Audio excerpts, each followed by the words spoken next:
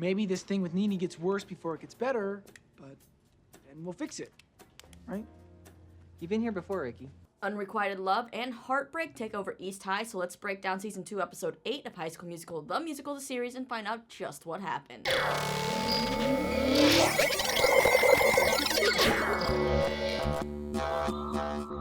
What's going on, you lovely Wildcats? Lisa here, back again for another HSMTMTS recap for you, and boy was this an emotional episode. I hope you kind of have your tissues ready, at least if you're a Ricky and Nini fan. So let's just go ahead and dive right in. The episode is titled Most Likely To and finds our Wildcats contemplating the future when career day comes to East High. It's been about 3 days since the events of the last episode where the Wildcats went over to North High and discovered that Zach stole the Beast mask. Now Miss Jen says they don't need to retaliate, they can rise above it by beating North High at the Mankeys. Things are also not looking so good when it comes to Ricky and Nini, as they haven't talked since then, and Nini's becoming more popular on Instagram every day. We are then treated to EJ and Big Red getting their chance to shine with a rehearsal of Gaston, but not before learning Big Red's still kind of upset about Antoine flirting with Ashlyn, and EJ and Gina are still kind of flirting.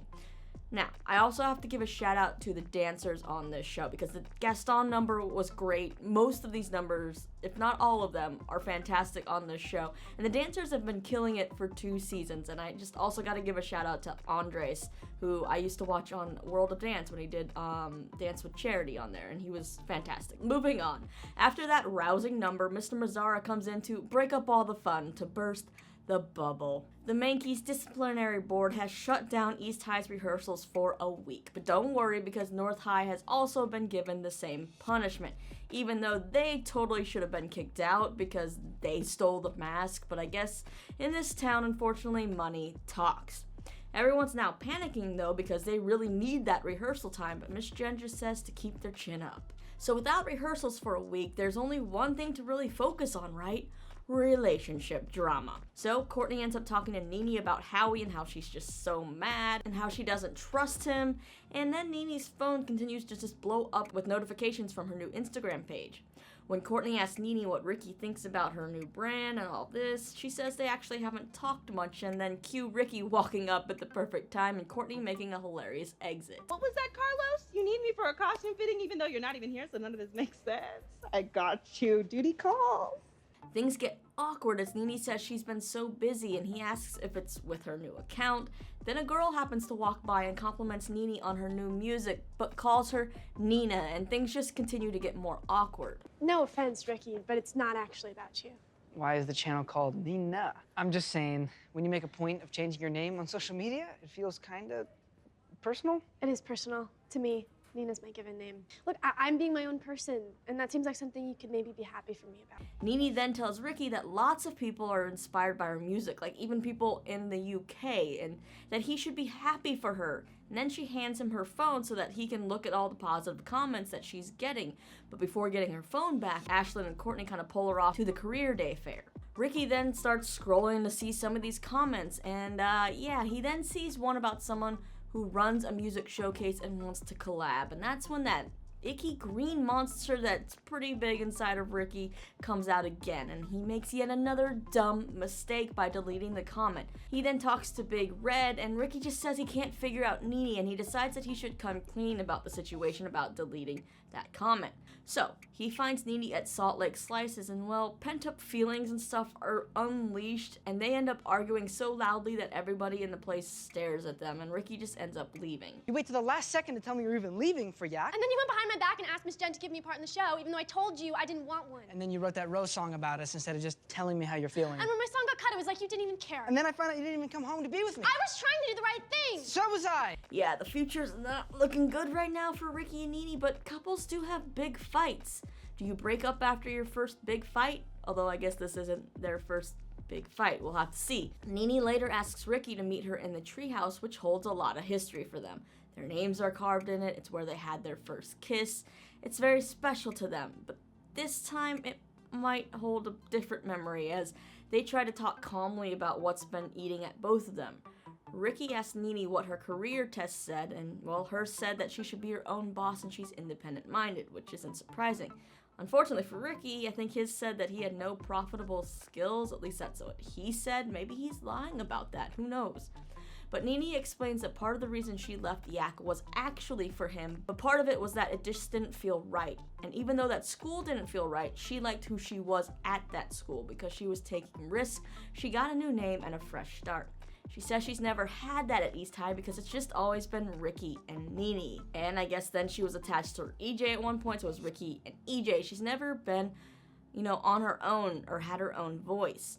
Now she has that and she likes it. Ricky then says that he's just been trying to protect it all because it felt safe to him, and it seems like they're starting to kind of get through to each other, express their feelings, and understand each other. But then Ricky admits to deleting her Instagram comment, and it seems like that's kind of the last straw here. Ricky, that's not okay. I agree. I know. I know none of this is. I'm sorry. I've been trying to do everything I can to make things work because I love you so much. Honestly, I don't like who I'm becoming. Chasing you down all the time. I don't like running away. And well, that's when more heartbreak comes as they decide to not take a break, but to break up, and they embrace one last time. And it really gets sad when Ricky takes off the dog tags that she gave him and says goodbye. Maybe we both just, need some space to figure things out. Last time we took a break, we ended up broken up. Are we breaking up? I don't want to hold you back. I don't want to hold you back either. Okay, are y'all doing okay? Do you need any tissues? I don't have any, but I got a straw wrapper. Yeah, that was kind of a heartbreaking scene to watch, and I do have to give major props to Olivia and Joshua for bringing such good emotions during this scene. I know there's rumors that they also dated, so who knows if they brought some of their personal stuff into there. But either way, they really brought some amazing emotions into this scene right here. But now let's check in with our other couples. For EJ, he gets quite the surprise when his dad ends up being the career day speaker. His dad then surprises him with the same Duke sweatshirt he got from his dad and informs EJ that he pulled some strings and got EJ into Duke. But EJ does not look too thrilled. So now EJ needs to talk to somebody about what's going on with him. So he heads over to Ashlyn's house hoping to talk to his cousin about it, but she is out. So he ends up sitting and talking with Gina. EJ said that he's always had his whole life mapped out for him, but he didn't earn that spot at Duke, and he just doesn't know what to do. He asks Gina about her life, and Gina talks about being the opposite of that, how her life has always been kind of up in the air. She doesn't know what's next because she moves so much. She never thinks about the future because she can't control it. She then asks EJ what he wants, and it's kind of sad to hear how EJ still sees himself. I see a guy who cheated at water polo and who tried to bribe Miss Jin into giving him the part of Troy. And there's more. Now, as an audience, we've really seen EJ change over this season and a half, 2 seasons, and you know that I love some good character growth, and EJ's really grown on me. And it seems like Gina's also seen him change and lets him know how she sees him, which is super sweet. When I think of you, I see the guy who bought me a plane ticket back to East High so I could be a part of the show. I see someone who tries really hard to do the right thing. And fails a lot, but he keeps on trying. Maybe if you just forgave yourself a little, you'd see what the rest of us see. Did you catch that slip of the I quickly changed to we there? You can't hide your feelings from us, Gina.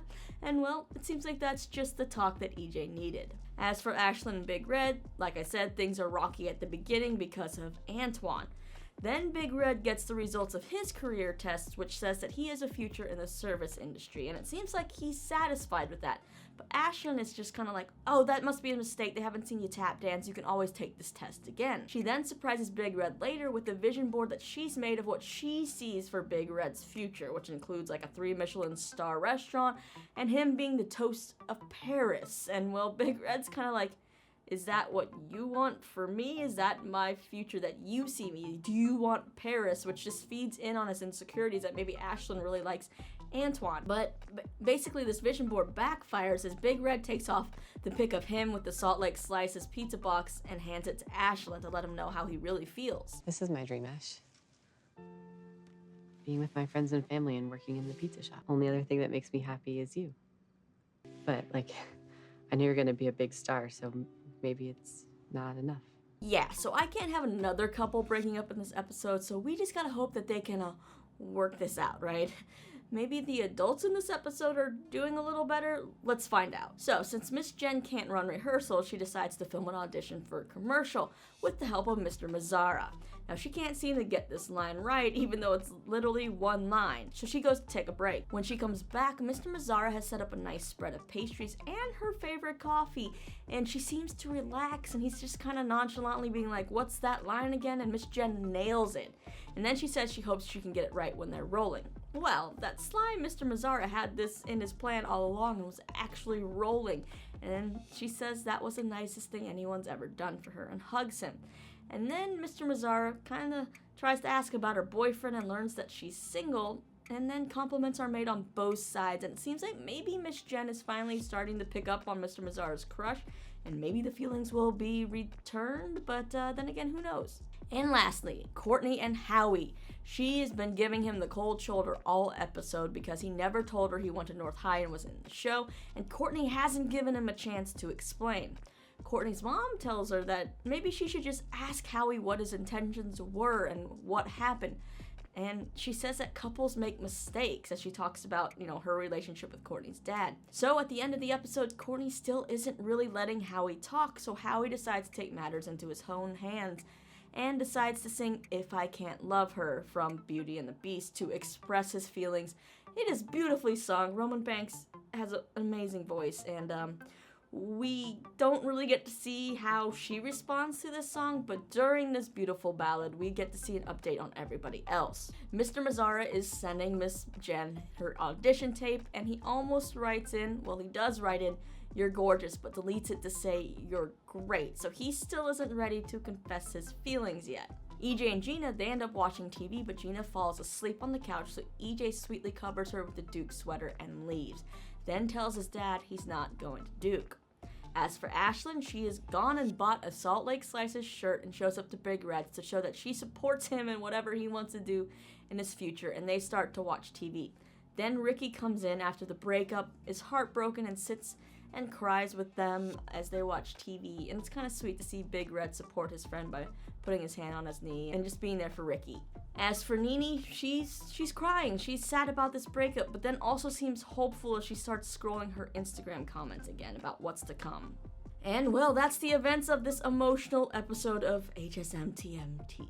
So, Rini fans, how are you all doing? I know it sucks to see this couple who worked so hard to get back together in season 1 end up breaking up now in season 2, but it seems kind of realistic. Teen couples got a lot of issues. They don't know how to communicate maybe that well.